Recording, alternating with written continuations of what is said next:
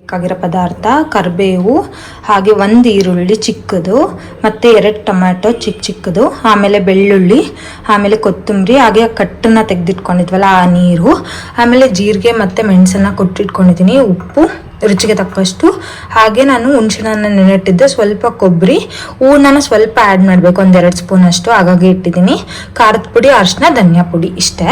ಹಾಗೆ ಒಣಮೆಣಸಿನ ಕೂಡ ಆ್ಯಡ್ ಮಾಡಬೇಕು, ನಾನು ಅದನ್ನು ಒಗ್ಗರಣೆ ಹಾಕ್ಬೇಕಾದ್ರೆ ತೋರಿಸ್ತೀನಿ. ಈಗ ಸಾರನ್ನ ಮಾಡ್ಕೊಳಕ್ಕೆ ಸ್ಟಾರ್ಟ್ ಮಾಡ್ಕೊಳ್ಳೋಣ. ಪಾತ್ರೆ ಕಾದಿದ್ರೆ ಈಗ ನಾನು ಎಣ್ಣೆನ ಆ್ಯಡ್ ಮಾಡ್ಕೊಂಡು ಸಾಸಿವೆ,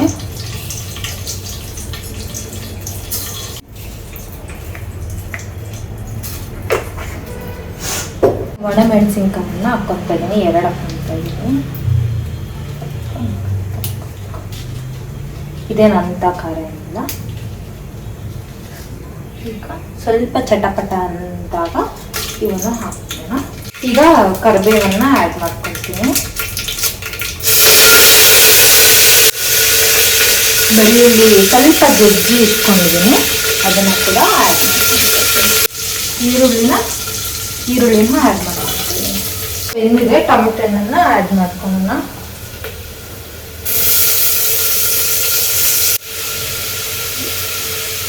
ಅಂದರೆ ಟೊಮೆಟೊ ಹಣ್ಣು ಬೇಯಷ್ಟು ನಾನು ಇವಾಗ ಉಪ್ಪು ಹಾಕ್ತಾ ಇದ್ದೀನಿ, ಆಮೇಲೆ ನೋಡಿಕೊಂಡು ನಾನು ಕಲ್ಲು ಹಾಕ್ತೀನಿ.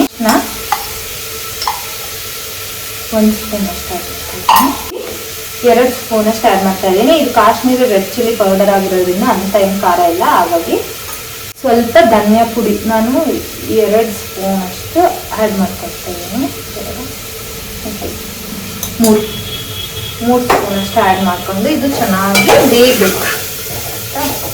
ಇದು ಚೆನ್ನಾಗಿ ಟೊಮೆಟೊ ಎಲ್ಲ ಚೆನ್ನಾಗಿ ಮೆತ್ತಗಾಗಬೇಕು, ಅಲ್ಲಿವರೆಗೂ ಚೆನ್ನಾಗಿ ಕುದಿಸ್ಕೊಳ್ಳೋಣ.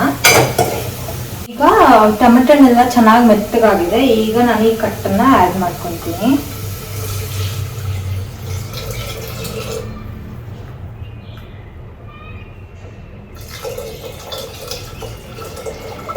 ಈ ಕುಟ್ಟು ಇಟ್ಕೊಂಡಿದ್ವಲ್ಲ, ಮೇನ್ ಇಂಗ್ರೀಡಿಯೆಂಟ್, ಹೀರೋ ಇಂಗ್ರೀಡಿಯೆಂಟ್ ಅಂತಲೇ ಹೇಳ್ಬೋದು. ಇದು ಅಷ್ಟು ಟೇಸ್ಟ್ನ ಎನ್ಹಾನ್ಸ್ ಮಾಡುತ್ತೆ. ಈಗ ಇದನ್ನು ಕೂಡ ಆ್ಯಡ್ ಮಾಡ್ಕೊತೀನಿ. ಕಲ್ಲುಪ್ಪನ್ನು ಹಾಕ್ಕೊತಾ ಇದ್ದೀನಿ ನಾನು,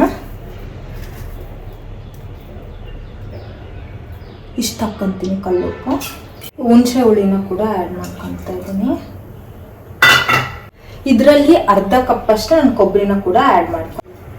ಓಕೆ, ಆ್ಯಡ್ ಮಾಡಿಕೊಂಡು ಅದರಲ್ಲಿ 2 ಸ್ಪೂನ್ ಅಷ್ಟು ಹೂರ್ಣನ ಇದಕ್ಕೆ ಆ್ಯಡ್ ಮಾಡ್ಕೊಳ್ಳೋಣ. ಇದು ಬಂದಮೇಲೆ ನಾವು ಕೊತ್ತಂಬರಿನ ಆ್ಯಡ್ ಮಾಡ್ಕೊಳ್ಳೋಣ. ಉಪ್ಪೆಲ್ಲ ಕರೆಕ್ಟ್ ಇದೆನಾ ಅಂತ ಒಂದು ರೌಂಡ್ ಚೆಕ್ ಮಾಡಿಕೊಂಡು, ಉಪ್ಪು ಖಾರ ಎಲ್ಲ ಅದಾದ್ಮೇಲೆ ಕೊತ್ತಂಬರಿನ ಆ್ಯಡ್ ಮಾಡ್ಕೊಂಡ್ರೆ ಮುಗೀತು. ತುಂಬಾ ಸಿಂಪಲ್ಲು, ಟೇಸ್ಟ್ ಮಾತ್ರ ಅಲ್ಟಿಮೇಟ್ ಆಗಿರುತ್ತೆ. ನೀವು ಟ್ರೈ ಮಾಡಿ.